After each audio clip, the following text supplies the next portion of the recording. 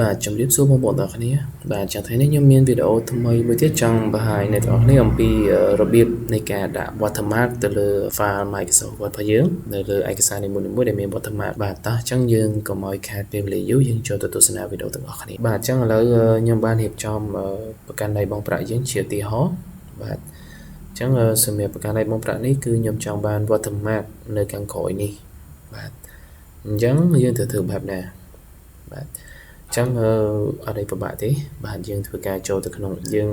ចូលទៅក្នុងកាន់ design បាទបន្តមកទៀតអ្នកទាំងអស់គ្នាចូលទៅកាន់ page background យើងយកពាក្យថា watermark បាទអញ្ចឹងនៅពេលដែលបានកន្លែង watermark នេះហើយអ្នកទាំងអស់គ្នាចុចមកបាទអញ្ចឹងនៅក្នុង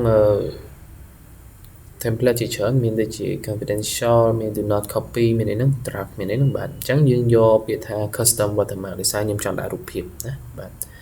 យើងចុចមួយមក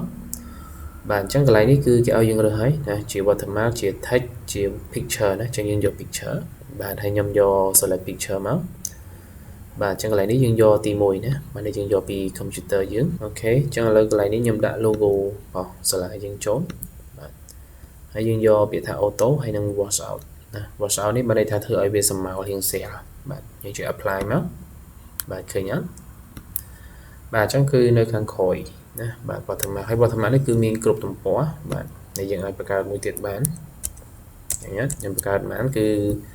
វាចេញគ្រប់ទំព័រហើយបើយើងសេរីមួយគឺទៅទាំងអស់បាទអញ្ចឹងគឺមានភាពងាយស្រួលមែនតើបាទអញ្ចឹងខ្ញុំពិតណាស់តនេះប្រហែលជាអាចឆ្ងល់ជាមួយទៀតជាមួយនឹងជាខាងក្រោមនេះគឺអញ្ចឹងខ្ញុំនឹងបញ្យល់នៅវីដេអូក្រោយបាទអូខេបាទអញ្ចឹងសម្រាប់វីដេអូថ្ងៃនេះមានតែប៉ុណ្្នឹងទេរៀងខ្លីៗបាទហើយសង្ឃឹមថាអ្នកទាំងអស់គ្នាទស្សនាវីដេអូនេះហើយទទួលបានផលប្រយោជន៍ពីវីដេអូនេះបាទដើម្បីពង្រឹងការប្រើប្រាស់អ្នកទាំងអស់គ្នាបាទតាមកលៈទេសៈផ្សេងៗគ្នាបាទអញ្ចឹងជាចុងក្រោយបាទអរគុណដល់អ្នកទាំងអស់គ្នាដែលបានទស្សនាវីដេអូនេះបើពេញចិត្តសូមជួយ like និង subscribe ហើយនឹងចែករំលែកទៅមិត្តភ័ក្តិយើងដទៃទៀតផងបាទជួបគ្នានៅវីដេអូក្រោយ